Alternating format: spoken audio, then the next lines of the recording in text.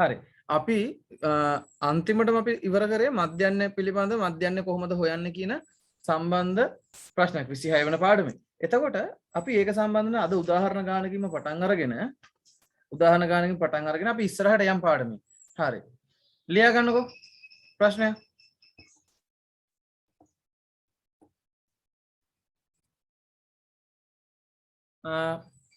ඔයාලගේ අච්චුපතේ තියෙනවා පිටු අංක 92 පිටු අංක 92 26යි දෙක අභ්‍යාසයේ පළවෙනි ගාන 26යි දෙක අභ්‍යාසයේ පළවෙනි ගාන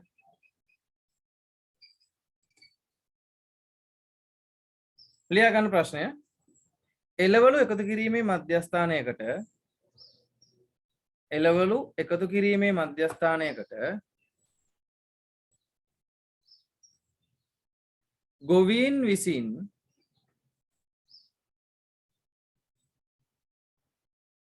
ගෙනනු ලබන එළවලු ප්‍රමාණය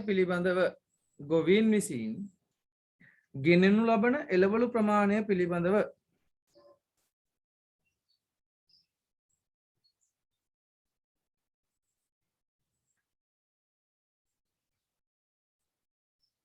කරන ලද සමීක්ෂණයකදී ගොවීන් විසින් ගෙනනු ලබන එළවලු ප්‍රමාණය පිළිබඳව කරන ලද සමීක්ෂණයකදී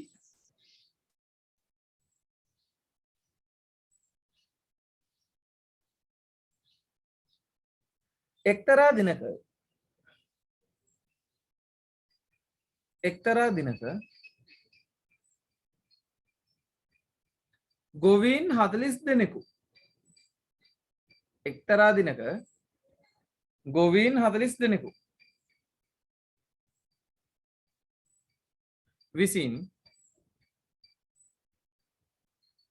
ගොවීන් 40 දෙනෙකු විසින්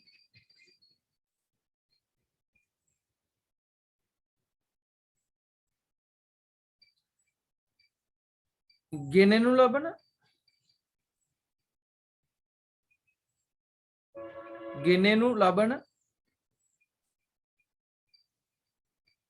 බෝංචි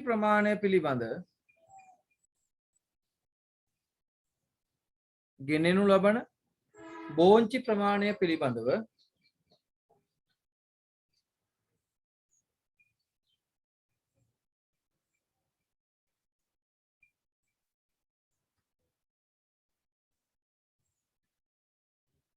ලැබුණු දත්ත වලින්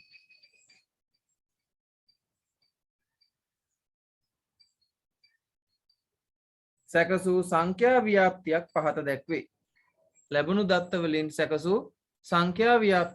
පහත දැක්වේ. හරි. මෙන්න මේ සංඛ්‍යා ව්‍යාප්තිය අපි අඳගමු.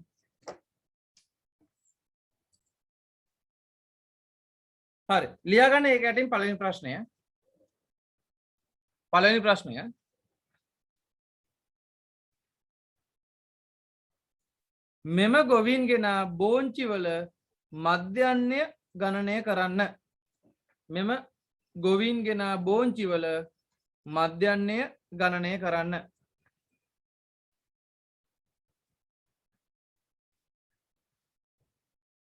මෙම ගොවීන් ගෙන බෝංචි වල මධ්‍යන්නේ ගණනය කරන්න.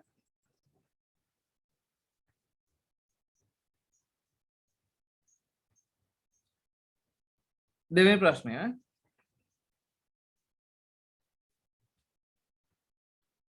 මේ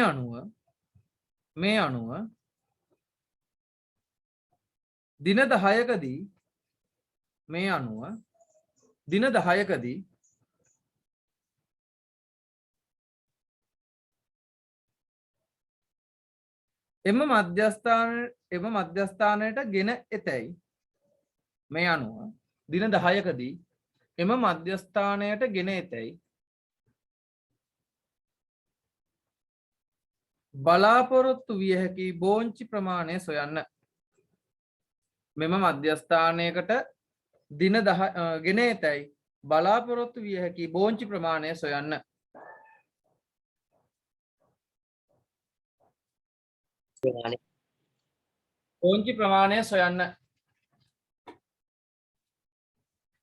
හරි. දැන් බලා ගන්න පුතේ මොකක්ද අපිට කියන්නේ? අපිට මේ ගොවීන් හරි ගොවීන් ගෙනල්ලා තිනවා බෝංචි කිලෝග්‍රෑම් 14ක් 18ක් අතර ප්‍රමාණයක් දවස් 3ක්. ගොවීන් ගන්න සෝරි එක දවසක් තුලනේ ගේන්නේ සමා වෙන්නේ. එක දවසක් තුලනේ මේ ගේන්නේ. හිතන්නකෝ සඳුදා දවසේ. සඳුදා දවසේ ගොවීන් අරන් එනවා 3 දෙනෙක් කිලෝග්‍රෑම් 14යි 18යි බර තියෙන බෝංචි. සඳුදා දවසම තව ගොවීන් 7 දෙනෙක් අරන් එනවා කිලෝග්‍රෑම් 18යි 24යි අතර බර තියෙන බෝංචි ප්‍රමාණය. එක බෝංචික බර නෙමෙයි බෝංචි ප්‍රමාණය කිලෝග්‍රෑම්.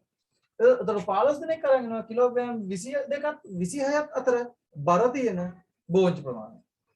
ඉතින් කොහොම අපි අරන් එනකොට අපෙන් අහන්නේ එක ගොවියෙක් දල වශයෙන් සාමාන්‍යයෙන් කොච්චරද කියලා අහනවා මධ්‍යන්නේ කොච්චරද කියලා අහනවා ගේන බෝංචි. ඒතකොට හිතන්නකෝ මේක මෙහෙම කිව්වොත් අපිට කියන්න පුළුවන්ද කමලා ගෙනාවේ බෝංචි කිලෝ 14යි.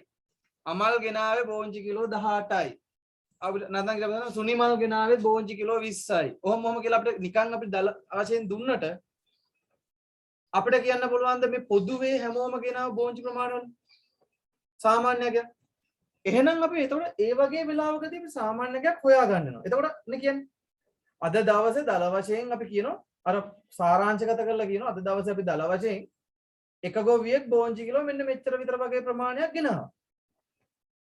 අන්නේ මෙච්චර විතර ප්‍රමාණයක් ගෙනාවු එකට තමයි ඔය කියන්නේ මධ්‍යන්නේ සොයනවා කියලා. ඒ කියන්නේ සාමාන්‍ය අගය සොයනවා කියලා. හිතන්න ඔයාලගේ අර මේ ප්‍රගති වාර්තා පොතේ දෙන්නේ විෂයන් වල සාමාන්‍ය අගය.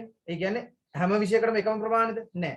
ඒ නමුත් විෂයන් ගානෙන් බෙදලා දැම්මම මුළු විෂයන් වල එකතුව එතකොට ලැබෙන එක විෂයකට දල වශයෙන් මෙන්න මෙච්චර ගාණක් තියෙනවා කියන එක තමයි අපිට වැටෙන්නේ. එතකොට මේකත් ඒ වගේ ප්‍රශ්නයක්. හොඳට මතක තියාගන්න. දැන් එතකොට පුතේ මෙතන සාමාන්‍යකය තමයි අපිට හොයන්න ඕනේ. එතකොට මේ වගුව අපිට මේ පැත්තට ගහගෙන අපිට හදන්න බෑ. එහෙනම් අපි ගහ ගන්න ඕනේ මේ පැත්තට. හරි. බලා ගන්නකො මේ වගුව ගහන හැටි.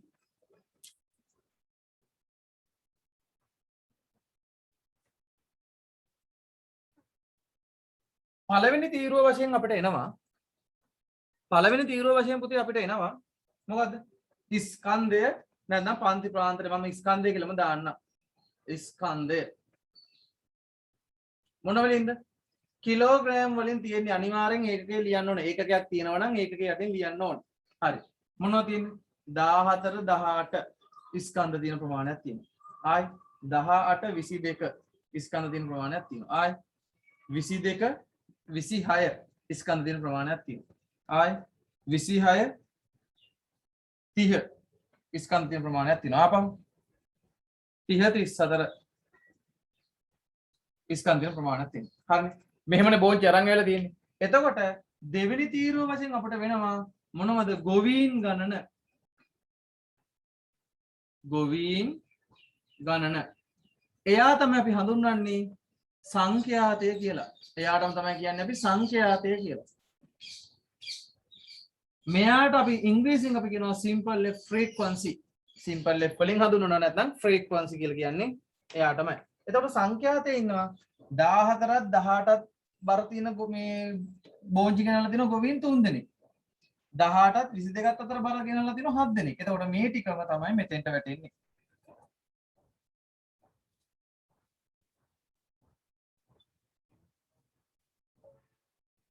හරි. තේරුණාද? දැන් එතකොට මට කියන්න ඔක්කොම ගොවීන් කී දෙනෙක් ඇවිල්ලා තියෙනවද මේ වෙළඳාම් පොළට? අපිට එතකොට හම් වෙනව නේද? මෙන්න මේ සංඛ්‍යාතයේ මුළු එකතුව නේද? නැත්නම් මේ ගොවීන් වල ගණනේ මුළු එකතුව නේද? එදා දවසේ ආපු මුළු ගොවීන් කියන්නේ. එහෙනම් එයා අපි හඳුන්වනවා හොඳට මතක තියාගන්න. සිග්මා f වලින්. සිග්මා f අපිට උත්තරේ දීලා තියෙනවා 40යි කියලා. මේ ටික ඔක්කොම එකතු කරාම 40ට සමාන වෙන්න ඕනේ. සිග්මා f වලින් තමයි අපිට ලැබෙන්නේ. හරි. දැන් ඊට පස්සේ දැන් මම ඔයාලට කියවනේ එක් එක් පුද්ගලයෝ එක එක විදිහට තමයි බෝංචි ගෙනල්ලා තියෙන්නේ. නමුත් මම දන්නවද මේ තුන් දෙනා ගෙනාවු බෝංචි කිලෝ කොච්චරද කියලා? අපි දන්නවද මේ 7 දෙනා ගෙනාවු බෝංචි කිලෝ මොනවද කියලා? එක පුද්ගලයෙක් සමහරට බෝංචි කිලෝ 18ක් ගේන්න පුළුවන්. තව පුද්ගලයෙක් බෝංචි කිලෝ 19ක් ගේන්න පුළුවන්. තව එක්කෙනෙක් ගේන්න පුළුවන් තව 19ක්. එතකොට තව එක්කෙනෙක් ගේන්න පුළුවන් 19.5ක්. නැත්නම් 20ක්. 20.3ක්. නැත්නම් ඒ වගේ කිලෝග්‍රෑම් 20කුයි ග්‍රෑම් 300කුයි අපි දන්නේ නැහැ. පැහැදිලිද? හැබැයි වැටලා තියෙන්නේ මෙන්න මේ පරාසය තුල. එතකොට හොඳට මතක තියාගන්න අපි ඒ අගේ මේ එක් පුද්ගලයෝ ගෙනාවු බෝංචි ප්‍රමාණය පිළිබඳ දන්නේ නැති හින්දා අපි දල වශයෙන් කියනවා නෑ මේ තුන් දෙනාම ගෙනල්ලා තියෙන්නේ මේ පන්තියේ මැද අගයට තියෙන බෝංචි ප්‍රමාණය. ඊට කියනවා මේ හත් දෙනාම ගෙනල්ලා තියෙන්නේ මේ පන්තියේ මැද අගයට ගෙනල්ලා තියෙන බෝංචි ප්‍රමාණය. එහෙනම් හොඳට මතක තියාගන්න. එහෙනම් අපි යනවා මධ්‍ය අගය කියලා තීරුවක් හොයන්න. මධ්‍ය අගය. එහෙනම් මධ්‍ය අගය කියලා කියන්නේ සිම්පල් x වලට. හොඳට මතක තියාගන්න. මධ්‍ය අගය කියලා තීරුවක් අපිට හොයන්න වෙනවා. මධ්‍ය අගය කියලා කියන්නේ සිම්පල් x වලට. හරි. මධ්‍ය අගය කොහොමද හොයන්නේ? දැන් ඔයාලා දන්නවා. මේ දෙක එකතු කරා දෙකට බෙදුවා. එකතු කරලා දෙකට බෙදුමු. පැත්තක අපි හදමු.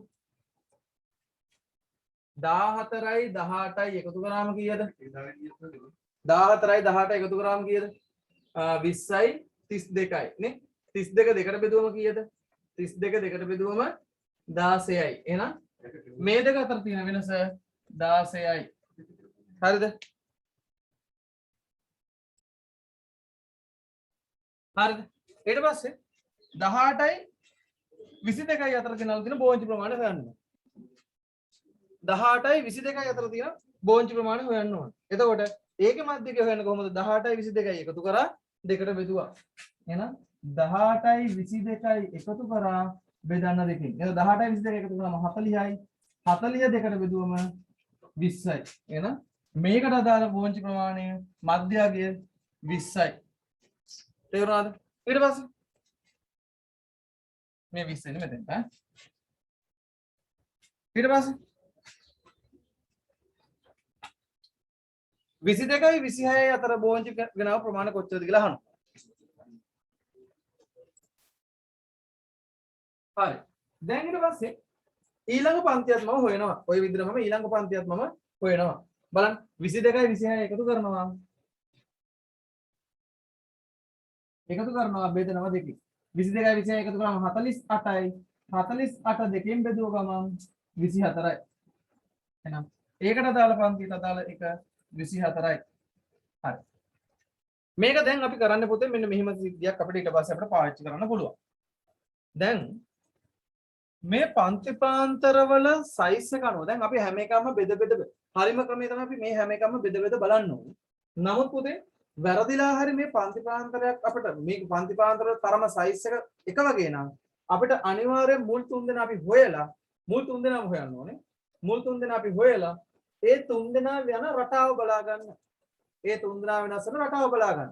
එතකොට මේවල සයිස් එක සමාන නම් ඒ රටාවට තමයි දිගටම අපිට පාවිච්චි වෙන්නේ. හින්දා අපිට ඒ රටාව අපිට දිගටම අපිට දාගෙන යන්න පුළුවන්. කවදාකවත් මේ කට්ටිය දිහා බලන්නේ නැතුව මෙතන පළවෙනි දෙන්න විතරක් දිහා බලලා රටාව තීරණය කරන්න එපා. වැරදිලා හරි කොහේ හරි තැනක සංඛ්‍යා පන්ති ප්‍රාන්තරයේ සයිස් එක නැත්නම් තරම වෙනස් වුණොත් අපිට ලැබෙන උත්තරේ වරදිනවා. ඒ හින්දා පරිස්සමෙන් හදන්න ඕනේ. ඒක තමයි බලන්න ඕනේ. දැන් මම බලනකොට මේ හැම එකක්ම අතර පරතරය එක සමානව තමයි ගිහිලා තියෙන්නේ. එහෙනම් 24ට 4ක් එකතු කරාම 28යි 28ට 4ක් එකතු කරාම 32යි. එහෙනම් මධ්‍යගය අපිට ලැබෙන්නේ ඔන්න ඔය විදියට. දැන් ඊට පස්සේ මධ්‍යගය හොයාගත්තා. දැන් මොකද කියන්නේ? දැන් මම ගන්නේ ගොවීන් 3 දෙනෙක් ඉන්නවා කිලෝග්‍රෑම් 16ක් බර ගෙනාවු බෝංචි ගෙනාවු. ගොවීන් 7 දෙනෙක් ඉන්නවා කිලෝග්‍රෑම් 20ක් බර බෝංචි ගෙනාවු. ගොවීන් 15 දෙනෙක් ඉන්නවා කිලෝග්‍රෑම් 24ක් බර බෝංචි ගෙනාවු. එහෙනම් ගොවීන් 11 දෙනෙක් ඉන්නවා කිලෝග්‍රෑම් 28ක් බර ගෙනාවු. එහෙනම් අපිට හොයාගන්න පුළුවන් නේද? එදා දවසට සඳුදා දවසට මම ගත්තේ සඳුදා දින ගෙනාපු ඒ කියන්නේ මොකද විකුණන වෙළඳ මධ්‍යස්ථාන ගෙනාපු මුළු බෝංචි කිලෝග්‍රෑම් ප්‍රමාණය. මොකද කරන්න ඕනේ? මේ තීරුව ಗುಣ කර බලලා අවසානයේදී අපි එකතු කරගන්න වෙනවා නේද? එහෙනම් මම තීරුවක් හදා ගන්නවා තව එකක් fx කියලා තීරුවක්. මේ fx කියන්නේ සංඛ්‍යාතයයි මධ්‍යගයේ ගුණිතය fx කියලා තීරුවක් මම හදා ගන්නවා. හරි. එහෙනම් 16 වරක් 3 16 වරක් 3 කීයද? 48යි. 7 වරක් 20 140යි. සමහර කට්ටිය 140 ලියන්නේ ඔන්න ඔහොම. කොහොම ලියන්න එපා පිළිවෙලකට තියන්න. ඒක අපිට ගානට සෑහෙන්න වැදගත් වෙනවා. මේ තියෙන පිළිවෙලටම 140යි. ඔය තියෙන පිළිවෙලටම අපි ලියා ගන්න. ඒක තමයි අපිට ගානක ගානක් හදන්න තියෙන ලේසිම ක්‍රම. ඊට පස්සේ 15 වරක් 24. 15 වරක් 24. කීයද? 360 නේ. 15 වරක් 2 30යි. 30 12 කීයද? 360යි. 15 වරක් 24 360යි. 11 වරක් 28 කීයද? 308යි. 11 වරක් 24 308යි. 4 වරක් 32 128යි. 4 වරක් 32 128යි. හරි.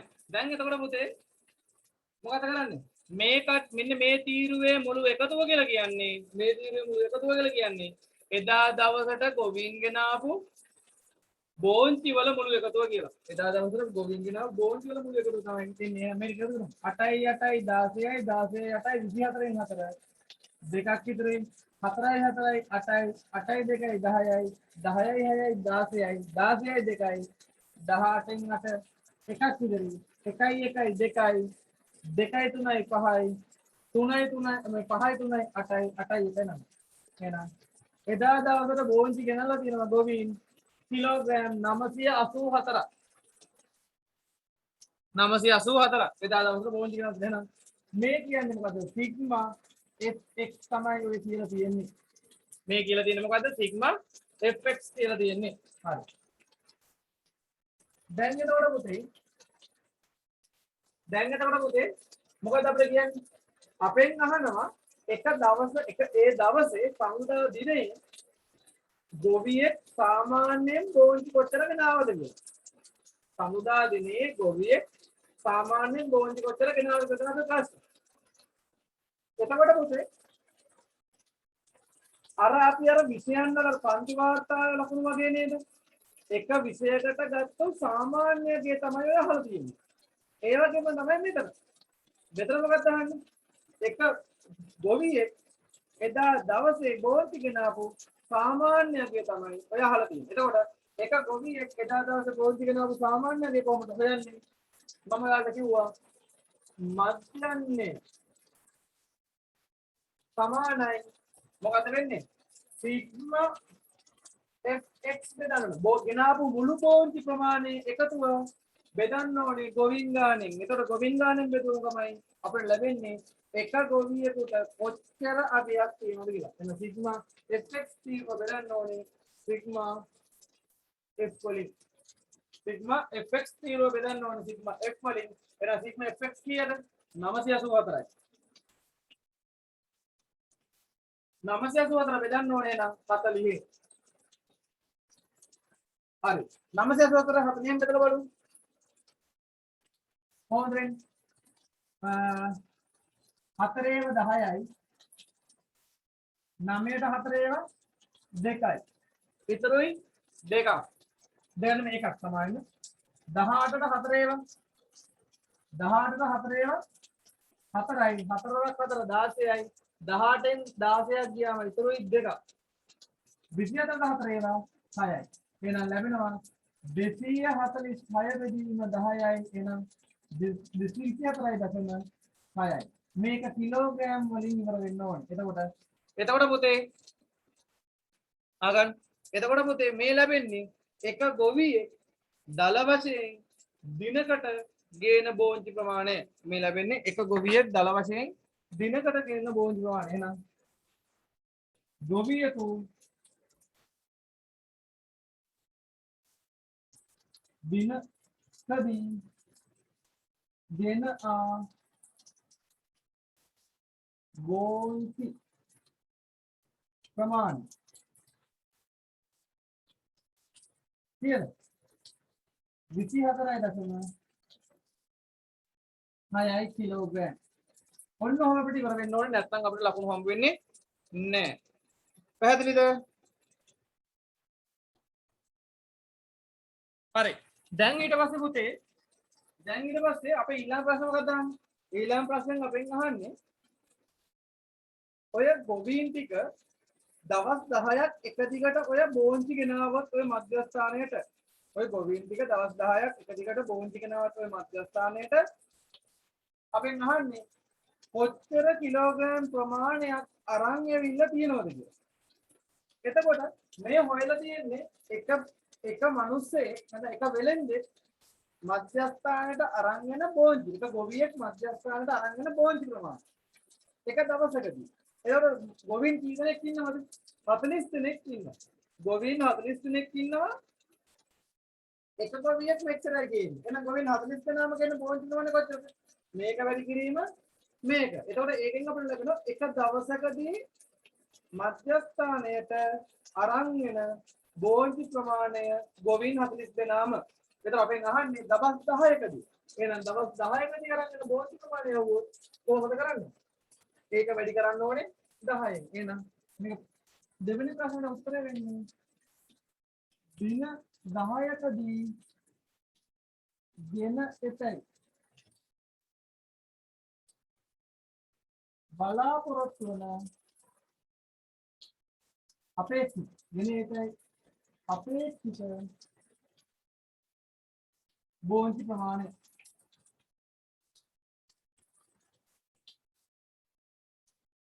එහෙනම් හිතන්න එක ගොවියෙක් දවසකට ගේන්නේ බෝංචි කිලෝ 24.6යි. එක ගොවියෙක් දවසකට ගේන බෝංචි ප්‍රමාණය. එහෙනම් ගොවින් කී දෙනෙක් ඉන්නවද? 40 දෙනෙක් ඉන්නවා. එහෙනම් ගොවින් 40 දෙනෙක් ඉන්නවා. දින කීයකද? දවස් 10ක් තුල. එහෙනම් මේක තමයි දින 10ක් තුල සියලුම ගොවීන් ගෙන එතයි අපේක්ෂා කරන බෝංචි ප්‍රමාණය. එතකොට කොහොමද වෙන්නේ? මේක වැඩි කිරීම මේක අපි දන්නවා 984යි කියලා. ඇයි ඒක? මේක හැවුවේ එහෙමනේ. එහෙනම් ඒක 10න් වැඩි කරාම 9840යි කිලෝග්‍රෑම්. එහෙනම් කිලෝග්‍රෑම් 9840ක් යා බලාපොරොත්තු වෙනවා. ගොවීන් බලාපොරොත්තු වෙන දින 10කදී අරන් එයි කියලා.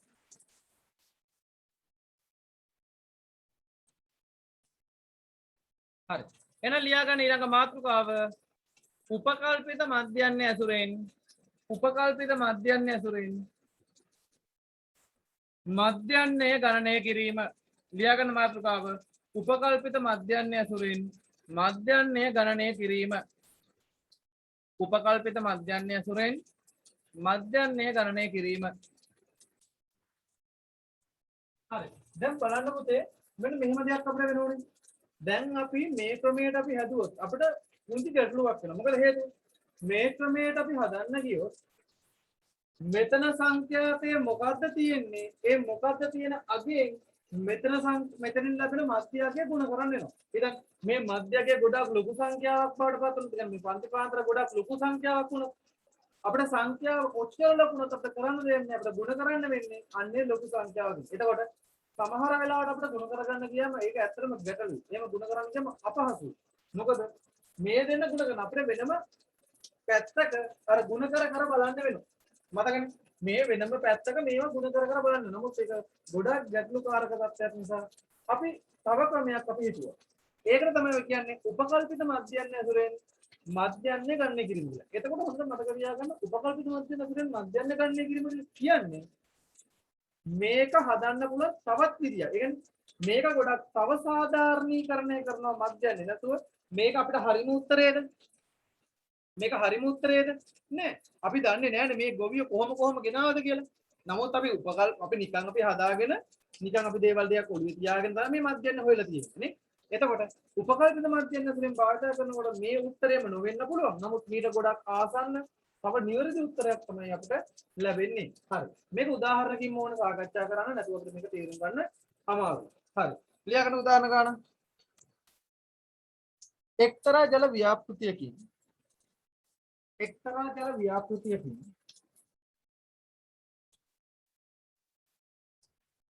ජලය ලබා ගන්නා පවුල් 70ක්.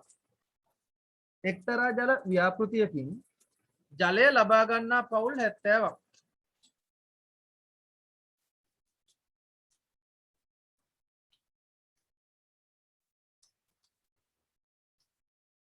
මාසයක් තුල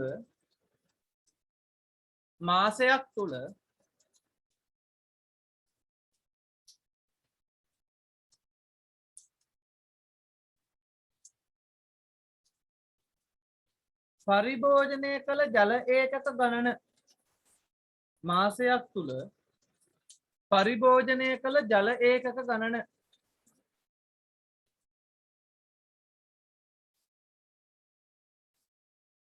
පිළිබඳ දත්ත පහත වගුවේ දැක්වේ.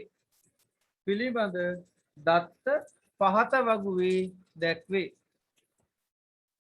එක්තරා ජල ව්‍යාපෘතියකින් ජලය ලබා ගන්නා පවුල් 70ක් මාසයක් තුල පරිභෝජනය කළ ජල ඒකක ගණන පිළිබඳ දත්ත පහත වගුවේ දැක්වේ. එතකොට සුපුරුදුපත් මම මේ වගුවම පොඩ්ඩක් වෙනස් කරනවා.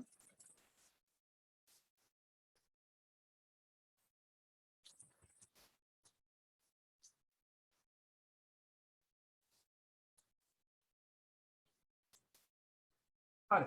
හොඳට මතක තියාගන්න මේක මෙන්න මෙහෙම වෙන සිද්ධිය. දැන් උපකල්පිත මධ්‍යන්නේ ඇසුරෙන් තමයි අපි ඇත්ත මධ්‍යන්නේ හොයන්නේ. ඒ කියන්නේ මොකද? උපකල්පිත මධ්‍යන්නේ. ඒ කියන්නේ මොකද? අපි මධ්‍යන්නයක් උපකල්පනය කරනවා. හිතන්න මම මධ්‍යන්නයක් හිතනවා. මේ තමයි මම හිතන මධ්‍යන්නේ. මෙතන තමයි මගේ ඇත්ත එක්කෙනා තියෙන්නේ. හරි. ඉතින් මේ මම හිතන මධ්‍යන්නේ. ඒ කියන්නේ මම උපකල්පනය කරනවා. මෙන්න මෙයා කියලා. දැන් අපි කියන්නේ අපි නිගමනය වලට එළඹෙනවනේ.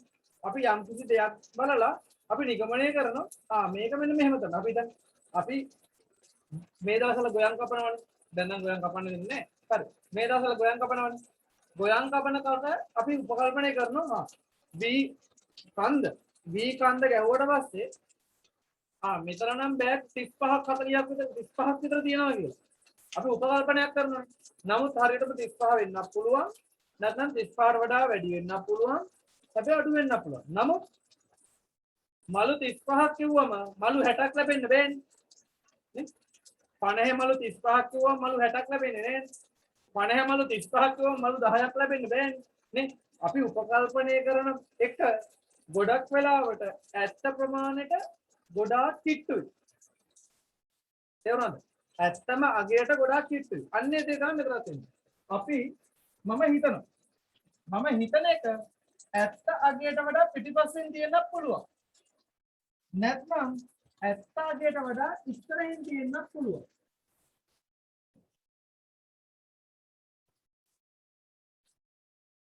හරි. එතකොට මේක ඇත්තටම අපි කරන්නේ මෙන්න මේ මම මේ හිතන මධ්‍යන්නේ ඇත්ත මධ්‍යන්නේ උඩින් ගෙනියනවා. හිතන මධ්‍යන්නේ ඇත්ත මධ්‍යන්නේ තැනට ගෙනියන්න කරන සිද්ධිය තමයි මේ උපකල්පිත මධ්‍යන්නේ අසුරෙන් සැබෑ මධ්‍යන්නේ බවට පත් කිරීම. එහෙනම් මෙතන ඉඳන් මෙතෙන්ට ගෙනියනවා කියලා කියන්නේ අපි අපගමනයක් කරනවා කියන්නේ. මෙයා මෙතන ගෙනියනවා කියන්නේ අපි අපගමනයක් කරනවා කියන්නේ. හයි අපගමනේ අපි ගමන් කළ යුතුයි. අපගමනයක් කරන්න ඕනේ. ඒ කියන්නේ මෙන්න හිතන එක මම වෙනස් කරන්න ඕනේ. ඇත්ත එකට ගේන්න මේ හිතන එක මම මොකද කරන්න ඕනේ? වෙනස් කරන්න ඕනේ. ඒකට තමයි අපි කියන්නේ අපගමනයක් කරනවා කියන්නේ. තේරුණාද? එතකොට මෙතන තිබුණොත් මේ වැඩිපුර ගියොත් අඩු කරලා මම ගේන්නේ නෝ ආපහු මෙතෙන්ට මෙයාට තමයි කියන්නේ අපගමනය කියන්නේ. හොඳට මතක තියාගන්න. දැන් මම ඔය මෙන්න මේ කරන ක්‍රියාවලිය තමයි අපි ඔය වගුවක් ඇතුලෙන් සැබෑ මධ්‍යන්නේ හොයන විදිය. එතකොට මොකද වෙන්නේ? හොඳට මතක තියාගන්න. දැන් මම හිතනවනේ මධ්‍යන්නේ. මම හිතන මධ්‍යන්නේ ඇත්ත මධ්‍යන්නේ ගාවට ගෙනියන්න. මෙතන ඉඳන් මම මෙහාට පොට තල්ලු කරන්න ඕනේ. අන්නේ තල්ලු කරන්න ඕන පොඩ්ඩට තමයි කියන්නේ අපි අපගමනය කියන්නේ. එතකොට වැරදිලා හරි ඉස්සරහට ගියන් තිබුණොත් ආයෙ පොඩ අඩු කරගෙන යන්න ඕනේ. අන්න ඒ කියන්නේ අපගමනය කරනවා කියන්නේ. එතකොට හොඳට මතක තියාගන්න. මම මේ හොයන්න හදන්නේ උපකල්පනය කරනවා අගයක් ඒකෙන් ඇත්ත අගය හොයනවා. නිකන් හරියට අර මං කිව්වා මොකද්ද? V කන්දක් තියෙනවා. V කන්දේ මම දිහා බලලා මම කියනවා මලු 35ක් තියෙනවා. හරිද?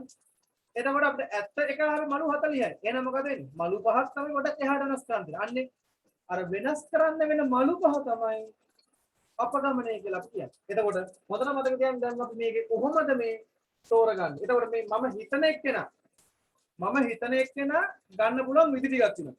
අපි මේ හිතන උපකල්පනය කරන මධ්‍යන්නේ. මෙන්න මෙයා මම ගන්න පුළුවන් ඕනනම් මාත පන්තියේ කියලා. මාත පන්තියේ මධ්‍යය මට ගන්න පුළුවන්.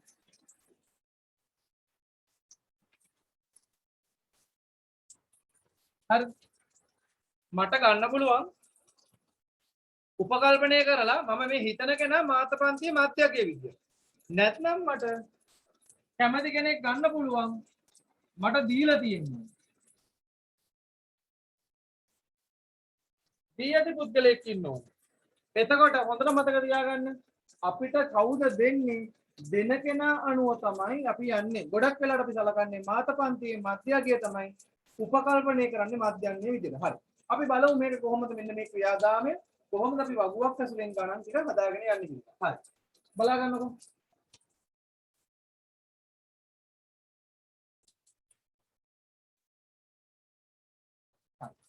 දැන් මම මේ වගුවකට මම නිර්මාණය කරන්න යන්නේ. මම දැන් වගුව ගන්නවා.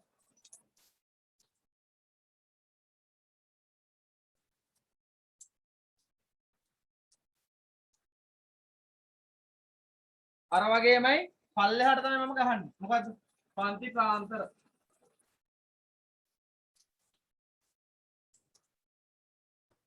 හරි.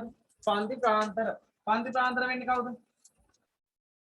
12 14 15 17 18 20 21 23 24 26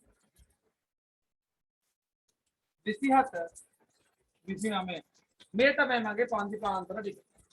මේ තමයි මගේ පන්ති ප්‍රාන්තර ටික. එතකොට ඊට පස්සේ මම එන්නේ මොකද? අර සුපුරුදු පරිදි පවුල් ගණන නැත්නම් සංඛ්‍යාතය. එහෙනම් පවුල් ගණන. පවුල් ගණන.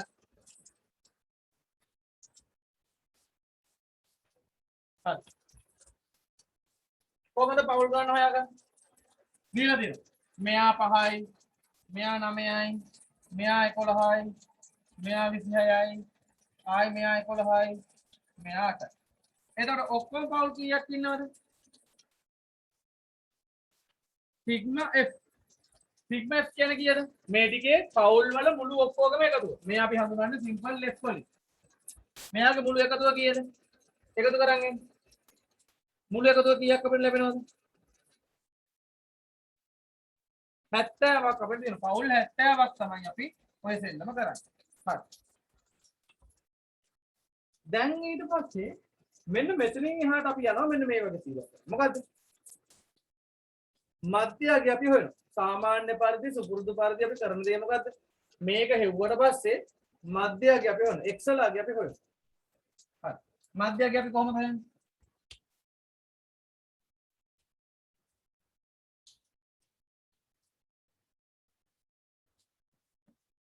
එකතු කරා දෙකට බෙදුවනේ.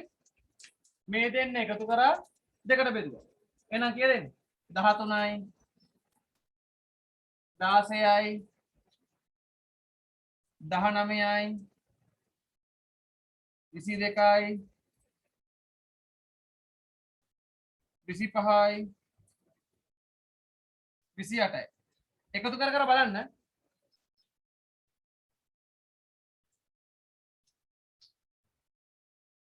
හරි. දැන් මෙන්න මෙතනින් පස්සේ තමයි ඔය අපි සෙල්ලම දාන්නේ. මෙතනින් පස්සේ තමයි අපි ඔය සෙල්ලම නටන්නේ. බලන්න.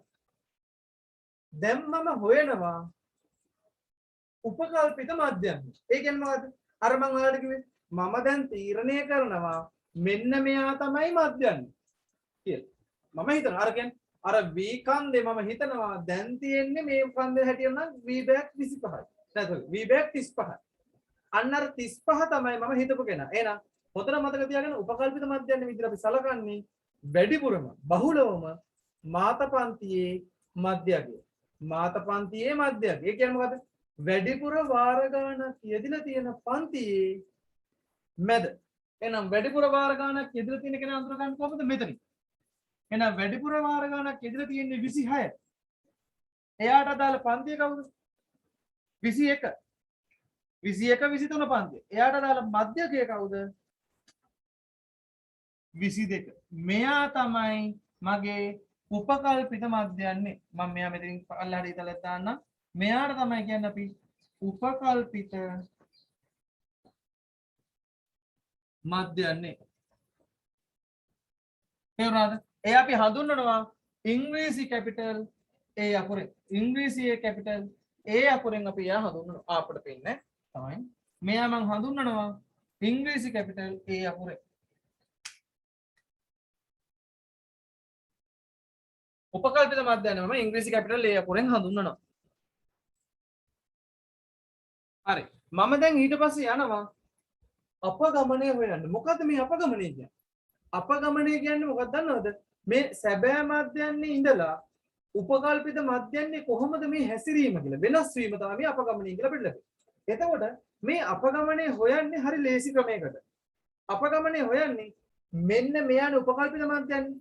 එතකොට මෙයා හැදෙන්න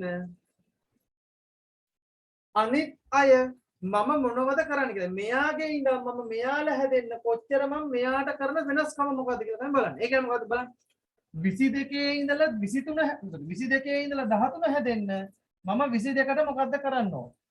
එතකොට 22 ඉඳලා 16 හැදෙන්න මම 22ට මොකද්ද කරන්න ඕන? 22 ඉඳලා 19 හැදෙන්න 22ට මම මොකද්ද කරන්න ඕන? එතකොට 22 ඉඳලා 22ම හදන්න මොකද්ද මම කරන්න ඕන? 22 ඉඳලා 25 හදන්න මොකද්ද මම කරන්න ඕන? එහෙම ඊට පස්සේ ඒකත් හොයලා ඊට පස්සේ අපි හොයනවා 22 ඉඳලා 28 හැදෙන්න මම මොකද්ද කරන්න ඕනේ? මෙන්න මේකට තමයි අපි කියන්නේ අපගමනය කියලා. ඒ කියන්නේ මොකද්ද? 22 කියන උපකල්පනය කරලා තියෙන අගය කොච්චර වෙනස් වෙන්න ඕනද මෙයාලට? ඒක තමයි අපි අපගමනය කියලා කියන්නේ. 22 කියන උපකල්පිත අගය කොච්චර වෙනස් වෙන්න ඕනද අපගමනය කරන සංඛ්‍යාවට. එතකොට මේක පුංචි සමීකරණයක් අපි හදා ගන්නවා. පුංචි සමීකරණයක් අපි ලියනවා. මෙන්න මෙහෙම එක ලියවෙන්නේ. හරි. අපගමනය කියන උත්තරය මට ලැබෙන්නේ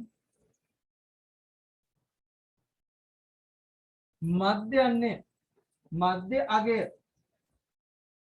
අඩු කරන්න ඕනේ උපකල්පිත මධ්‍යන්නේ.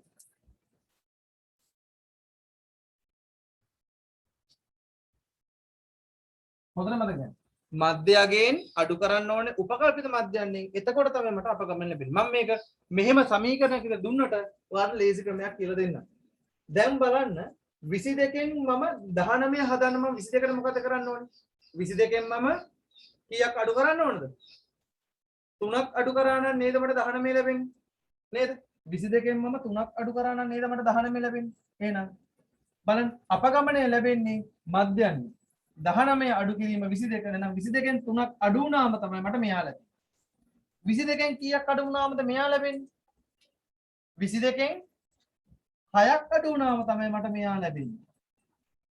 22කින් කීයක් අඩු වුණාමද මෙයා ලැබෙන්නේ? 22කින් 9ක් අඩු වුණාම තමයි එයා ලැබෙන්නේ. එහෙනම් 22කින් කීයක් අඩු වුණාමද මෙයා ලැබෙන්නේ? එහෙනම් අඩු වෙන දෙයක් නැහැ එයාට බිඳුවයි. එතකොට 22කට කීයක් එකතු කරාමද 25 ලැබෙන්නේ? 22කට කීයක් එකතු කරාමද 25 ලැබෙන්නේ? 22කට කීයක් එකතු කරාම 3ක් එකතු කරාම තමයි 25 ලැබෙන්නේ. 22කට කීයක් එකතු කරාමද 28 ලැබෙන්නේ? 6ක් එකතු කරාම තමයි 28 ලැබෙන්නේ. එතකොට බලන්න 22 ඉඳලා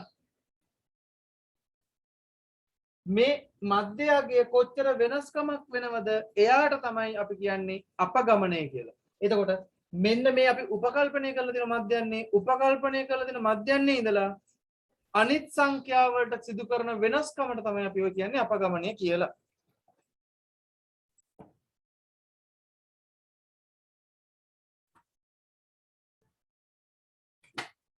ඊට පස්සේ හොඳට මතක තියාගන්න දැන් පොඩි දෙයක් මෙතන මම වෙනවා.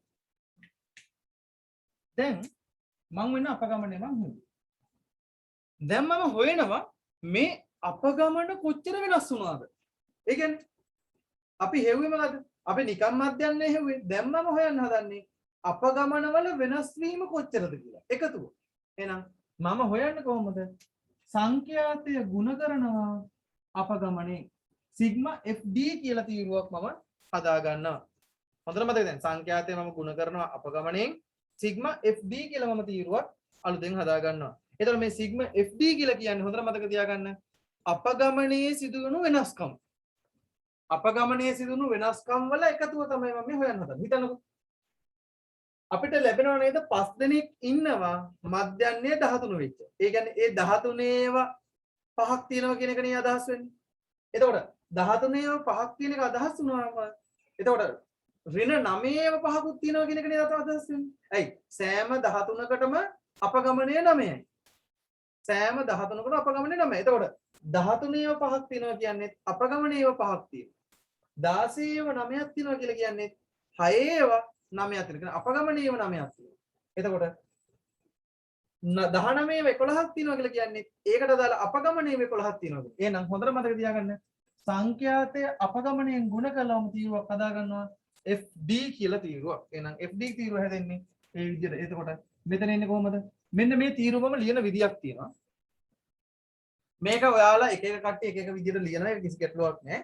මම මේක බලන් ධන උත්තර ටිකක් වෙනම තියෙනවා. ඍණාගයන් ටිකක් වෙනම තියෙනවා. නේ? ඍණාගයන් ටිකක් තියෙනවා. ධනාගයන් ටිකක් තියෙනවා. එතකොට ගුණ කරනකොට අනිවාර්යෙන් ලැබෙන උත්තරේ ධන වෙන්නත් පුළුවන් ඍණ වෙන්නත් පුළුවන්. පැහැදිලිද?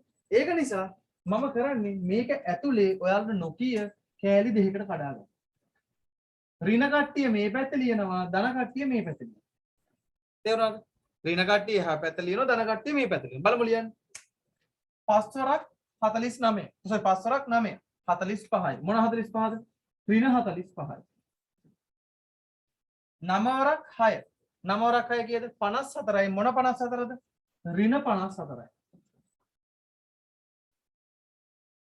9 වරක් sorry 11 වරක් 3 33යි. මොන 33ද? ඍණ 33යි. බිංදුව වරක් 26 බිංදුවයි. බිංදුව මට දාන්න පැත්තක් නැති හින්දා බිංදුව මම මැදින් ලියනවා. ඊට පස්සේ 3 වරක් 11 33යි. එහෙනම් 33 ධන 33 හින්දා ධන 33 මම මේක. 6 වරක් 8 48යි. මොන 48ද? ධන 48යි. ධන 48 මේක. හොඳට මතක තියාගන්න. මම ඔක ලියන්න මට එකතු කරන්න පහසු වෙන්න. එතකොට හොඳට මතක තියාගන්න. බිංදුවට ඉර උඩ තියෙන කට්ටිය ඔක්කොම ඍණ. බිංදුවට ඉර යට තියෙන කට්ටිය ඔක්කොම ධන. බිංදුවට ඉර උඩ තියෙන කට්ටිය ඔක්කොම ඍණ. බිංදුවට යට ඉන්න කට්ටිය ඔක්කොම ධන. එතකොට බිංදුවෙන් උඩ ඉන්න කට්ටිය ඔක්කොම ඍණාගයන් තමයි මට ලැබෙන්නේ. බිංදුවෙන් යට ඉන්න ඔක්කොම මට ලැබෙන්නේ ධනාගයන්. එතකොට මේ දෙකන ගුණ කරාම ලැබෙන තීරුව ඕක. හරි. අපි ඊට පස්සේ මොකක්ද අපි කරන්න කියන එක අපි ලියාගෙන මේ විස්තර ටික ලියාගෙන මට මෙන්න මෙතන තීරුව ඕන වෙනවා. ඒ හින්දා මම මේක මකලා මම මේ විස්තර ටික ලියාගෙන අපි හදමු ඉතින් එහාට. හරි. ලියා ගන්න. දාන පල්ලෙන් අපි හදමු.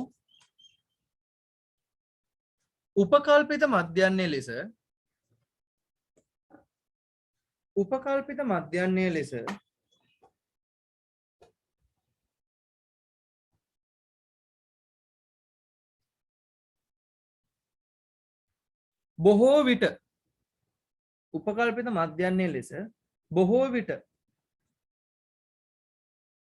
මාත පන්තියේ මධ්‍ය අගය සලකනු ලබයි. උපකල්පිත මධ්‍යන්නේ ලෙස බොහෝ විට මාත පන්තියේ මධ්‍ය අගය සලකනු ලබයි.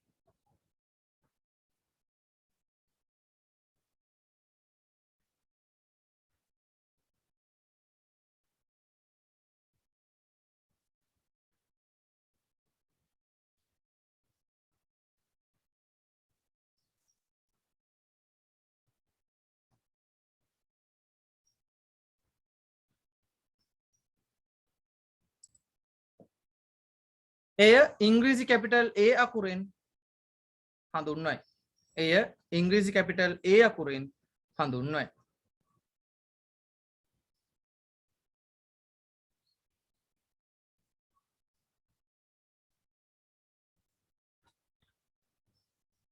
උපකල්පිත ඊට පස්සේ අටපැලියේ උපකල්පිත මධ්‍යන්නේ සිට අනෙක් එක් මධ්‍යන්නේ සඳහා අනෙක් එක් මධ්‍යන්නේ සඳහා සිදු කරන වෙනස්කම අනෙක් එක් මධ්‍යන්නේ සඳහා සිදු කරන වෙනස්කම අපගමනය වරහන් ඇතුලේ සිම්පල් D සිදු කරන වෙනස්කම අපගමනය වරහන් ඇතුලේ සිම්පල් D ලෙස හඳුන්වයි. උපකල්පිත මධ්‍යන්නේ සිට එක් මධ්‍යන්නේ අගය සඳහා සිදු කරන වෙනස්කම අපගමනය ලෙස හඳුන්වයි. අපගමනය යට වරහන් ඇතුලේ සිම්පල් D වෙනවා. හඳුන්වයි. යටි මෙන්න මේක ලියලා කොටු කරගන්න. අපගමනය සමානයි මධ්‍ය අගය අඩු කිරීම උපකල්පිත මධ්‍යන්නේ කියලා කොටු කරගන්න. හරි. දැන් පොතේ බලා ගන්න මෙන්න මෙතන.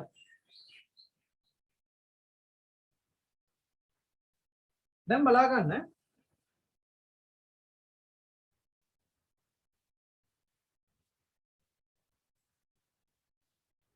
මේ FD තීරුවේ එකතුව කියන්නේ අපගමනවල සිදුවෙච්ච වෙනස්කම් වල මුළු එකතුව නේද? FD තීරුවේ එකතුව කියන්නේ අපගමනවල වෙනස්කම් වල සිදුවෙච්ච මුළු එකතුව. එතකොට මම FD තීරුව එකතු කරනවා. මේක මම FD තීරුව එකතු කරනවා. FD තීරුව එකතු කරන්න පහසුවට තමයි මම ඔයාලට කිව්වේ ඍණ පැත්ත මේ පැත්ත ලකුණු කරන්න, ධන පැත්ත මේ පැත්ත ලකුණු කරන්න කියලා. එතකොට ඍණ පැත්ත වෙනම, ධන පැත්ත වෙනම කියලා දෙපැත්ත ලකුණු කරන්න කිව්වේ. එකතු කිරීමේ පහසුවට. එකතු කරමු. 5යි 4යි 9යි 9යි 3යි 12න් එකක් ඉතුරු.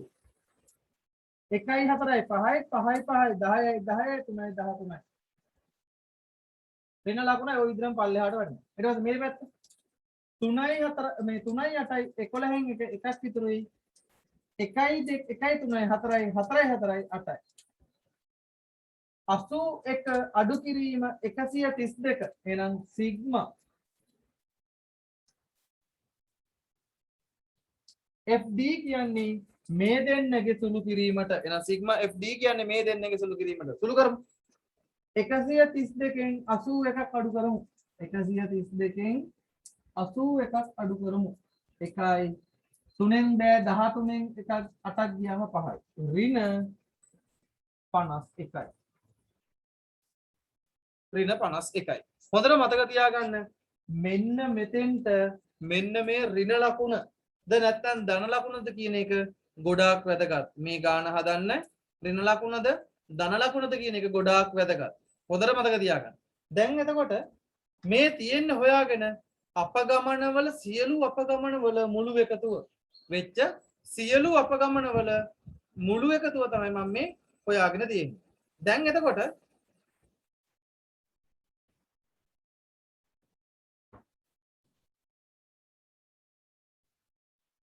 හරි. දැන් බලමු වැඩේට එමු. එතකොට හොඳට මතක තියාගන්න මෙයාලගේ එකතුවේ ඍණද ධනද කියන එක ඉතා වැදගත්. මොකද හේතුව මෙයා තමයි අපිට තීරණය කරන්නේ මෙන්න මේ මධ්‍යන්නේ කොහොමද වෙනස් වෙන්න ඕනේ කියන එක. හරි. දැන් මම යනවා සැබෑ මධ්‍යන්නේ හොයන්න. මේ බලන්න.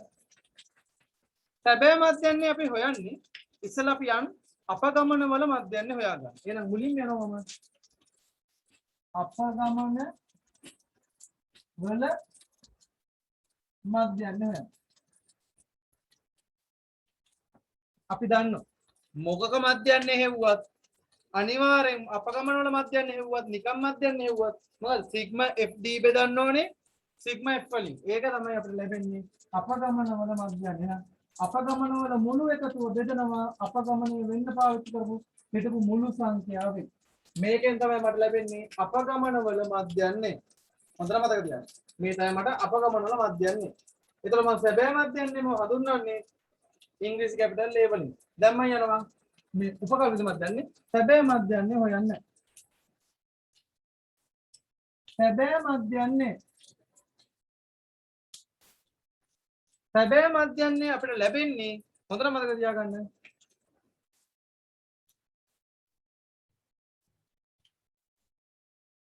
සැබෑ මධ්‍යන්නේ කියලා මට උත්තරේ ලැබෙන්නේ උපකල්පිත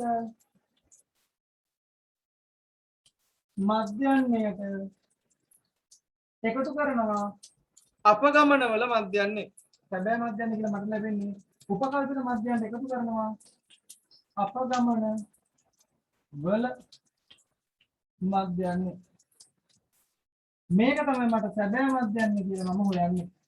එහෙනම් මේක අපි ඉංග්‍රීසි අකුරු වලින් පාවිච්චි කරලා සැබෑ මධ්‍යන්නේ මම ගන්නම් x bar කියලා x bar ලැබෙන්නේ උපකල්පිත මධ්‍යන්නේ කියන්නේ කැපිටල් A වලට එකතු කරන්න ඕනේ සිග්මා fd බෙදීම සිග්මා f වලගේ. මෙන්න මේකෙන් තමයි පුතේ අපිට ලැබෙන්නේ සැබෑ මධ්‍යන්නේ අගය. ඔය වගුව පල්ලෙහෙන් ලියමු. වගුව පල්ලෙහෙන් ලියමු අපි. මෙන්න මෙහෙම.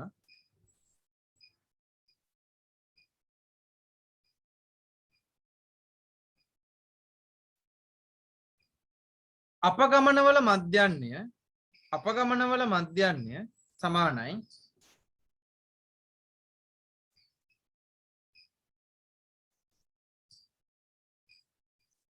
අපගමනවල මධ්‍යන්නය සමානයි සිග්මා fd බෙදීම සිග්මා f.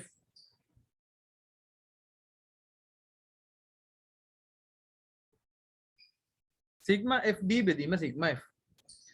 එම නිසා සැබෑ මධ්‍යන්නේ සමානයි උපකල්පිත මධ්‍යන්නේ ධන අපගමනවල මධ්‍යන්නේ සැබෑ මධ්‍යන්නේ සමානයි උපකල්පිත මධ්‍යන්නේ ධන අපගමනවල මධ්‍යන්නේ මේක ලියලා කොටු කරගන්න. ඊට පස්සේ උපකල්පිත මධ්‍යන්නේ කියන්නේ සිම්පල් a වලින් අපගමනවල මධ්‍යන්නේ අපි හොයන්නේ සිග්මා fd බෙදීම සිග්මා f වලින් එයාට අපි කියන්නේ d බා කියලා.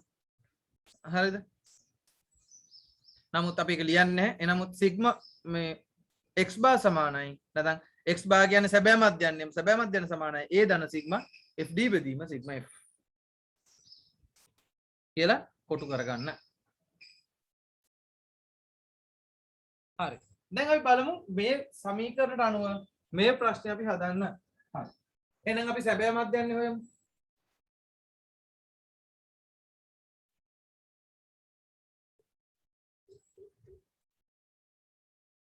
එහෙනම් අපි සැබෑ මධ්‍යන්නේ හොයමු. කොහොමද හන්නේ සැබෑ මධ්‍යන්නේ? මම දාන කෙටි කරලා සෑ.මා සැබෑ මධ්‍යන්නේ සමානයි උපකල්පිත මධ්‍යන්නේ ධන අපගමනවල මධ්‍යන්නේ ඌමා ධන ආමා. හරිද? එතකොට සැබෑ මධ්‍යන්නේ කියන්නේ උපකල්පිත මධ්‍යන්නේ අපි දන්නවා.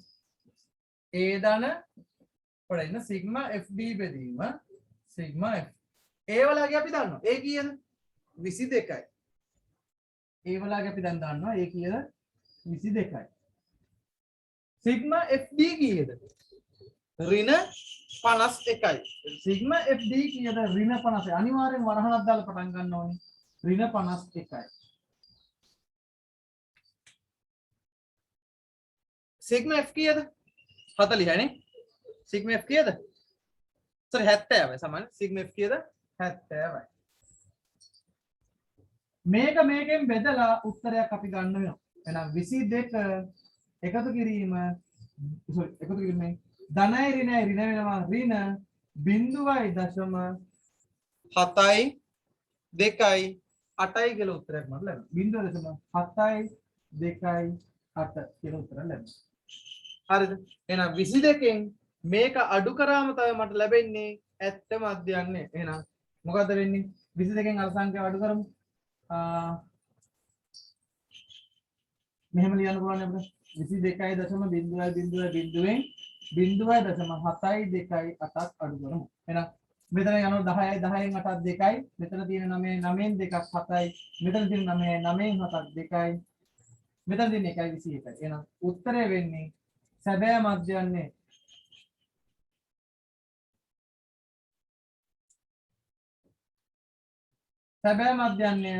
වෙන්නේ 21.272. දැන් බලන්න අපි හිතපු එකට ගොඩාක් කිට්ටු උත්තරයක් නේද අර ඇවිල්ලා තියෙන්නේ.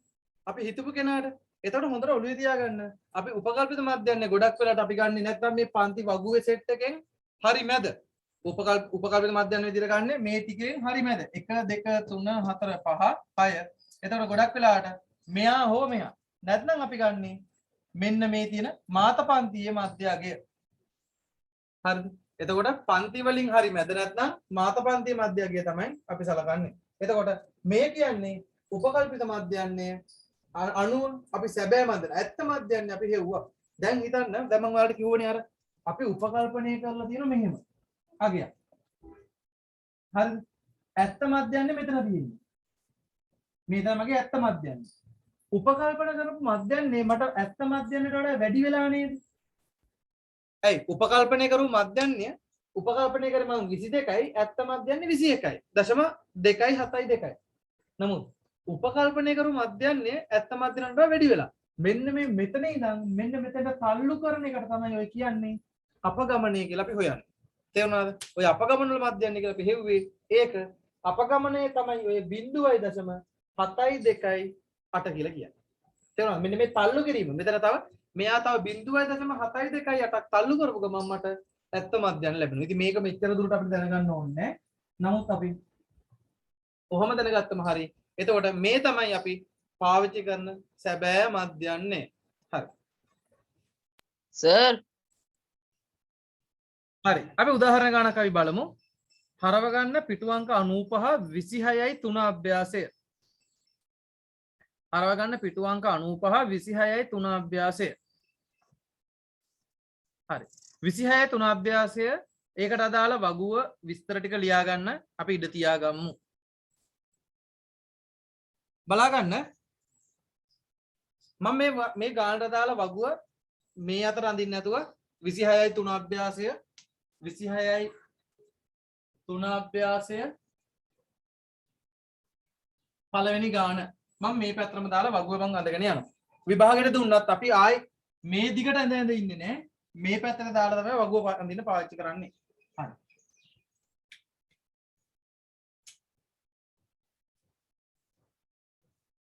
කොහොම යන්නේ එකක්.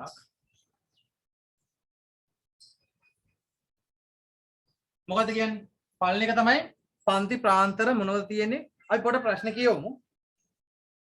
එක්තරා රූපවාහිනී වැඩසටහනක් නරඹන ප්‍රේක්ෂකයන් 100කගේ වයස් පිළිබඳ දත්ත ඇතුළත් වගුවක් පහත දැක්වේ.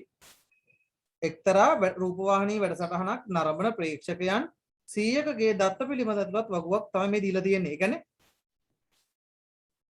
අර වයසත් එක්ක ටීවී බලන කට්ටිය ප්‍රමාණය. සමහර කට්ටිය ඉන්න මේ වගුව පොඩ්ඩක් බලමු. වයස අවුරුදු 5ත් 15ත් අතර ඉන්න කට්ටිය 7 දෙනෙක් ටීවී බලනවා. වයස අවුරුදු 15ත් 25ත් අතර ඉන්න 16 දෙනෙක් ටීවී බලන. හිතන්නකෝ ඔයාලා ටෙලි නාට්‍යයක් කියලා අර මොකක්ද අර මොන ඉනිමේ දෙවෙනි ඉනිම. දෙවෙනි ඉනිම ටෙලි නාට්‍ය බලන කට්ටිය කියලා හිතන්න. හරිද? 5ත් 15ත් අතර 7 දෙනෙක් බලනවා. 15ත් 25ත් අතර වයස තියෙන කට්ටිය 16 දෙනෙක් බලනවා. 25ත් 35ත් අතර වයස තියෙන කට්ටිය 25 දෙනෙක් බලනවා. ඔය විදිහට තමයි ඔය වගුව හැදිලා තියෙන්නේ. අහනවා පළවෙනි ප්‍රශ්නේ ඉහත තොරතුරු වල මාත පන්තිය කුමක්ද? අපි ප්‍රශ්න වලට එමු වගුව ඇඳගෙන ඉවර වෙලා. එහෙනම් මේකට අපි දෙවෙනි ප්‍රශ්නෙන් අපි අහන්නේ මොකද්ද? මධ්‍යන්නේ තමයි අපි අන්තිම ප්‍රශ්නේ තියෙන්නේ. අපි මේ ප්‍රශ්නේ ඉස්සෙල්ලාම අපි මධ්‍යන්නේ හොයාගෙන අහලා තියෙන ප්‍රශ්න වලට එමු. ඒක ලේසි. හරිද? මේ නැත්නම් අපිට වගුව ගහන්න ඉඩ මදි වෙද්ද නැහැ නේ. නෑ. කමන්නේ. වගුව ගහන්න ඉඩ ඇති වෙයි. කොහොමද කියලා මැනේජ් කරන් වගුව ගහමු. ප්‍රශ්නෙට යන්න ඉස්සෙල්ලා. ඒක කරමු. හරි. පළවෙනි ප්‍රශ්නේ මොකද්ද කියන්නේ? පළවෙනි ප්‍රශ්නයෙන් අපිට කියන්නේ මාත පන්තිය. හරි. මම ඉස්සෙල්ලා මේක වගුව පොඩ්ඩක් මේ මුල් තීරු දෙක ඇඳගෙන ඉන්නම්. පන්ති ප්‍රාන්තර මේ පන්ති ප්‍රාන්තර කියලා කියන්නේ වයස 5 15 15 25 25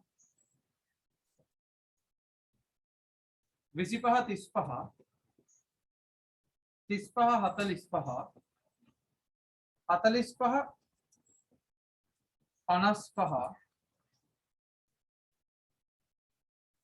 55 65 65 ඔන්න අපේ වයස් සීමා ටික.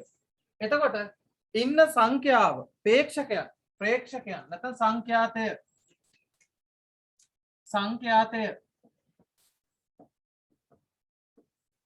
සංඛ්‍යාතය F වලින් අපි හඳුන්වන්නේ සංඛ්‍යාතය වශයෙන් අපි හඳුන්වන්නේ ප්‍රේක්ෂකයන් ගණන. සංඛ්‍යාතය යටතේ අපිට ලැබෙනවා බලන්න 5 15 අතර 7 දෙනෙක් ඉන්නවා. 16ක් ඉන්නවා ඊළඟ එකේ. ඊට පස්සේ 25යි. 31යි. වැඩිපුරම ඉන්නේ මෙන්න මේ හරිය නේ 35 37 45 31යි. ඊට පස්සේ 14යි. 5යි. 2යි. ඔක්කොම කී දෙනෙක් ඉන්නවද? ඔක්කොම ප්‍රේක්ෂකයන් 100යි. අපිට ගානේ මුලම කියලා තියෙනවා මුළු ප්‍රේක්ෂකයන් ගාන 100යි කියලා. ප්‍රේක්ෂකයන් 100 දෙනෙක්. පිළිබඳ තොරතුරු තමයි දීලා තියෙන්නේ. දැන් එතකොට පළවෙනි ප්‍රශ්නෙන් අපෙන් අහන්නේ මාත පන්තිය. මාත පන්තිය කියන්නේ මොකද්ද? වැඩිපුර වාර ගානක් යෙදලා තියෙන පන්තිය. මෙතනින් අපි යනවා වැඩිපුර වාර ගානක් යෙදලා තියෙන සංඛ්‍යාව හොයාගෙන. වැඩිපුර වාර ගානක් යෙදලා තියෙන්නේ 31 වතාවක් යෙදලා තියෙනවා 35 45 කියන පන්තියෙන්. 35 45 කියන පන්තියෙන් 31 වතාවක් යෙදලා තියෙනවා. එහෙනම් පළවෙනි ප්‍රශ්නෙට උත්තරේ මාත පන්තිය වෙන්නේ 35 45 පන්තිය. දෙවෙනි ප්‍රශ්නේ මොකද්ද? මාත පන්තිය වෙන්නේ 35 45 පන්තිය. මොකද වැඩිපුර වාර ගානක් යෙදලා තියෙන පන්තිය තමයි ඒ පුද්ගලයා. දෙවෙනි ප්‍රශ්නේ මොකක්ද අහන්නේ? මෙම ප්‍රේක්ෂකයන් අතුරින් වයස 25ට වඩා අඩු වයසක් ඇති ප්‍රේක්ෂකයන් ගණන මුළු ප්‍රේක්ෂකයන් ගණනේ ප්‍රතිශතයක් ලෙස. මෙම ප්‍රේක්ෂකයන් අතුරින් වයස අවුරුදු 25ට වඩා අඩු වයසක් තියෙනවා. වයස අවුරුදු 25ට වඩා අඩු ප්‍රේක්ෂකයන් කී දෙනෙක් ඉන්නවද මේකේ? ඔයාලට බලාගෙන මේ දීලා තියෙන්නේ මොකද්ද? වයස තමයි මේ පැත්ත දීලා තියෙන්නේ. අවුරුදු 5ත් 15ත් අතර හැබැයි 15යි තියෙන්නේ නැහැ. 15ට වඩා අඩු වයස දින කට්ටිය. මේ අවුරුදු 15ත් 25ත් අතර හැබැයි 25යි තියෙන්නේ නැහැ 25ට වඩා අඩු. 25ත් 35ත් අතර එන 35යි තියෙන්නේ නැහැ 35ට වඩා අඩු. එතකොට පුතේ අපෙන් ඉල්ලන්නේ 25ට වඩා අඩු ප්‍රේක්ෂකයන් කොච්චර ඉන්නවද කියලා අහන මුළු ප්‍රේක්ෂකයන්ගේ. එතකොට 25ට වඩා අඩු කට්ටිය කී දෙනෙක් ඉන්නවද? 25ට වඩා අඩු පන්ති දෙකයි තියෙන්නේ. මෙයා 25 වුණාට මෙතන කියන පන්තියේ 25 වුණාට 25ට වඩා අඩු වෙන්න එපේ. 25ට වඩා අඩු වෙන්නේ අනිවාර්යෙන් මෙතන ඉඳලා. මොකද හේතුව මෙතන තමයි 24ට දක්වා විතරයි එන්නේ 25යි තියෙන්නේ නැහැ. නැත්නම් මෙතනත් 25 තියෙනවා මෙතනත් 25 තියෙනවා. 25යි තියෙ මෙයාට 25යි තියෙ නෑ මෙයාට එහෙනම් 25ට වඩා අඩු වයසක් තියෙන කට්ටිය තමයි මෙතෙන් ගන්න. එහෙනම් අඩු වයසක් තියෙන ඔක්කොම කට්ටිය කින්නෙක් ඉන්නවද? 7යි 16යි එකතු කරන්න 7 දන 16 කීයද 25යි නේ. 7යි 16 එකතු කරන්න 23යි. 23 දෙනෙක් ඉන්නවා වයස අවුරුදු කීයට අඩු කට්ටියද? 25ට අඩු. 23 දෙනෙක් ඉන්නවා වයස අවුරුදු 25ට අඩු ප්‍රේක්ෂකයන් කීයකින්ද?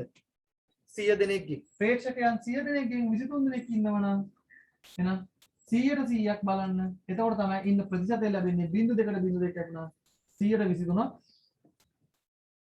ටීවී බලනවා වයස අවුරුදු 25ට අඩු. වයස අවුරුදු 25ට අඩු ප්‍රේක්ෂකයන්ගෙන් 123ක් ඒ ටීවී බලනවා. ඒ channel එකේ මොකද මේ ටෙලිග්‍රෑම් මේ ඒ නාට්‍ය නැත්නම් ඒ වැඩසටහන බලනවා. හරි. තුන්වෙනි ප්‍රශ්නෙන් අපි මොකක්ද අහන්නේ?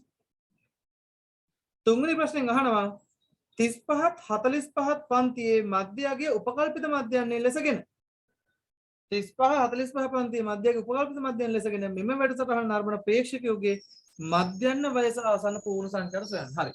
මෙන්න මේක අහගන්නකෝ. අපිට කියනවා අපිට ගාන අහන්න පුළුවන් ප්‍රශ්න දෙකයි. උපකල්පිත මධ්‍යයන්යෙන් හදන්නේ කියලා කිව්වොත් අපිට පුළුවන් උපකල්පිත මධ්‍යයන් තෝරගෙන හදන්න. දෙවෙනි එක තමයි ප්‍රශ්නෙට පුළුවන් උපකල්පිත මධ්‍යයන් තෝරලා දෙන්න. ප්‍රශ්නෙන් අපිට මෙතෙන්දී උපකල්පිත මධ්‍යයන් තෝරලා දීලා තියෙනවා. කවුද තෝරලා දීලා තියෙන්නේ? 35 45 පන්තිය ගණන් කියන එක තමයි කියන්නේ. අපිට ඒක කියලා තියෙන්නේ. එයාගේ 35 45 පන්තිය ගන්න කියන්නේ එයාගේ මධ්‍යයගේ ගන්න කියලා දෙනවා. නමුත් අපිට මේ බලන් යනකොට අපි තෝරන්නේ ඒකම තමයි. මොකද හේතුව වැඩිපුර වාර ගානක් ඉඳලා තියෙන 31යි පන්තිය කවුද? 35 45 ඒ පන්තියම තමයි අපි තෝරගන්නේ. වෙලාවට අපි තෝරගන්න එකයි ගානේ ප්‍රශ්නෙන් අපිට තෝරලා දීපු එකයි දෙකම එක සමාන වෙලා තියෙනවා. වෙනස් වුණොත් ගැටලුවක් නැහැ. අපි ප්‍රශ්න දීලා තිබුණොත් වෙන පන්තියක් තෝරගන්න කියලා නෑ නෑ මට මේ පන්තිය තෝරගන්න ඕනේ කියලා මේ පන්තිය තෝරන් හදන්න බෑ. දීලා තියෙන පන්තිය තෝරගෙන ඕනේ හදන්න. ඒ දින එකට අනුව තමයි අපි උත්තරේ තීරණය කරන්නේ. එහෙනම් මම දැන් යනවා මධ්‍යගය හොයන්න. මධ්‍ය අගය. මධ්‍යගය කියන්නේ සිම්පල් x x හොයන්න යනවා. මධ්‍යගය වෙන්නේ කොහොමද? එකතු කරා දෙකට බෙදුවා. 5යි 15 එකතු කරා 20යි 20 දෙකට බෙදුවම 10යි. 15යි 25 එකතු කරා 40යි 40 දෙකට බෙදුවම 20යි. 25යි 35 එකතු කරා 60යි 62කට බෙදුවම 30යි. දැන් පේනවා 10යි 10යි තමයි වෙනස් වෙලා තියෙන්නේ. මේ පන්ති අතර පරතර සමානයි. එහෙනම් අවුලක් නැහැ. මෙන්න මෙයා 40යි, මෙයා 50යි, මෙයා 60යි, මෙයා 70යි කියලා වෙනස් කරා. තේරුණාද? හරි ලේසියෙන් අපිට හදා ගන්න පුළුවන්. දැන් ඊට පස්සේ මාත පන්තිය විදියට ගන්න. සෝරි මාත නෙවෙයි. අපිට උපකල්පනය කරන්න දීලා දිනවා. මෙන්න මේ පන්තිය. මෙන්න මේ පන්තියේ මධ්‍යයකේ තමයි උපකල්පිත මධ්‍යයන් විදියට ගන්න කියන්නේ. එහෙනම් මෙයා තමයි අර A කියන්නේ. A අකුර කියලා අපි ගන්නෙ අන්න එයා. උපකල්පිත මධ්‍යයන් තමයි A. දැන් ඊට පස්සේ මොකක්ද යන්නේ? අපගමනය හොයන්න යනවා. දැන් අපි හොයනවා අපගමනය. Simple D. අපගමනය කොහොමද හොයන්නේ? එයාගේ ඉඳලා අනිත් කට්ටියක සිදුවන වෙනස්කම්. හරි. අපගමනය හොයමු. බලන්න. 40න් කීයක් අඩු කරාමද 30 ලැබෙන්නේ? 10ක් අඩු කරනවා. ඍණ 10යි. 40න් 20 හදෙන්න ඍණ 20ක් දාන්න ඕනේ. ඒක 20ක් අඩු කරන්න ඕනේ. 40න් 30ක් අඩු කරාම තමයි 10 ලැබෙන්නේ. එහෙනම් ඍණ 30යි. 40 නම් හැදෙන්න කොහොමද විදියක් නැහැ. 40 40ම හැදෙන්න බිඳුවක් අඩු කරන්න ඕනේ. 40න් 50 හැදෙන්න 10ක් එකතු කරන්න ඕනේ. 40ට 60 හැදෙන්න 20ක් එකතු කරන්න ඕනේ. 40න් 70 හැදෙන්න 30ක් එකතු කරන්න. ඔන්න මම අපගමනයත් හෙව්වා. දැන් මම මොකද කරන්නේ? උපකල්පිත මධ්‍යයන්නේ හරි අපගමනයේ හරි දැන් සංඛ්‍යාතයේ අපගමනයේ ගුණිතය මම හොයනවා. එහෙනම් FD තීරුවක් මම හදා ගන්නවා. සංඛ්‍යාතයේ අපගමනයේ ගුණිතය. හරි. හදාගමු. හරි. දැන් මොකද කරන්නේ? ගුණ කරමු. සංඛ්‍යාතය 7යි අපගමනය 30යි. 7 වරක් 30 ඍණ 210යි. 16 වරක් 20 16 වරක් 8 32යි. එහෙනම් 320යි මොනවද? ඍණ 320යි. 25 වරක් 10 ඍණ 250යි. 31 වරක් බිඳුව බිඳුවයි. 14 ඒව 10ක් 140යි. 5 ඒව 20ක් 100යි. 2 ඒව 30ක් 60යි. ඔන්න මම FD තීරුවේ ටික හරි. දැන් මොකද කරන්න දෙන්නේ? FD තීරුවේ එකතුව මට ගන්න වෙනවා. FD තීරුව මම දැන් එකතු කරනවා. කොහොමද හැදෙන්නේ? මතකයිනේ. මේ තීරුව වෙන එකතු කරලා මෙතන ලිව්ව මේ තීරුව එකතුව මෙතන ලිව්වා. මේ තීරුව එකතු 0.0.0 2යි 1යි 3යි 3යි 5යි 8යි 2යි 3යි 5යි 5යි 2යි 7යි ඍණ 0.0.0 4යි 6යි 10න් 0.1ක් විතර 300 300න් ඍණ 780ක් අඩු කරන්න ඕනේ. එහෙනම් මට ලැබෙනවා සිග්මා FD කීයද? ඍණ 480යි. හරිනේ. සිග්මා FD මට ලැබෙන්න ඕනේ ඍණ 480යි. අඩු කරලා බලන්න. හරිද? අඩු කර කර ඉන්නේ දැන් ඒක පුළුවන්. දැන් හරි. දැන් අපි ගානේ වැඩේ හදාගෙන ඉවරයි. දැන් මොකද කරන්න හදන්නේ? දැන් යනවා මධ්‍යයන්නේ හොයාගන්න. එහෙනම් තුන්වෙනි ප්‍රශ්නේ තමයි මධ්‍යයන්නේ. මධ්‍යයන්නේ වෙන්නේ මොකද්ද? උපකල්පිත මධ්‍යයන්නේ ධන, උපකල්පිත මධ්‍යයන්නේ ධන, අපගමන වල මධ්‍යයන්නේ එකතුව. එහෙනම් උපකල්පිත මධ්‍යයන්නේ කියන්නේ A, අපගමන වල මධ්‍යයන්නේ කියන්නේ සිග්මා FD බෙදීම සිග්මා F. එහෙනම් ඒ වලගේ අපි දන්නවා. උපකල්පිත මධ්‍යයන්නේ 40යි. උපකල්පිත මධ්‍යයන්නේ 40යි කියලා අපිට දීලා තියෙනවා. අපි හොයාගත්තා. 40යි. එහෙනම් 40ට එකතු කරන්න ඕනේ වරහන් ඇතුලේ සිග්මා FD කීයද? සිග්මා FD තියෙන එකතුව ඍණ 480ක්. ඍණ 480 බෙදන්න ඕනේ සිග්මා F ලගේ කීයද? 100යි. ඍණ 480 100ෙන් බෙදපු ගමන් අපිට ලැබෙනවා 40 අඩු කිරීම 100ෙන් බෙදලා බලන්න 4.8යි කියලා. එහෙනම් 40න් 4.8ක් ගියාම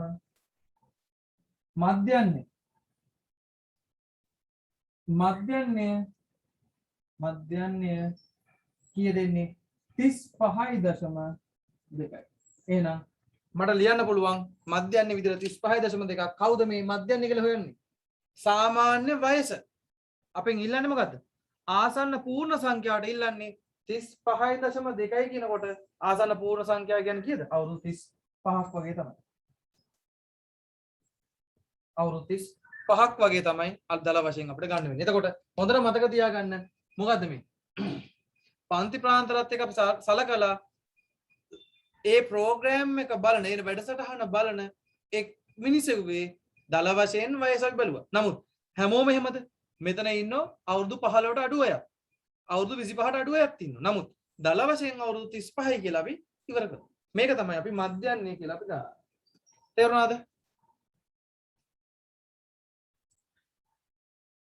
හරිද? ඔය ගාන හදා ගන්න. ඔය ගාන හදාගත්ත පස්සේ අභ්‍යාස දෙකක් තියෙනවා. 26යි 2 අභ්‍යාසය සහ 26යි 3 අභ්‍යාසය. ඔය අභ්‍යාස ගණන් දෙක අනිවාර්යයෙන්ම කරන්න. මොකද මේක කරලි වුණු ගමන් ඔයාලට මම පාස් පේපර්ස් කරලා පෙන්නනවා කොයිතරම් ලේසිද අපිට අහලා දෙන ප්‍රශ්න. හරි.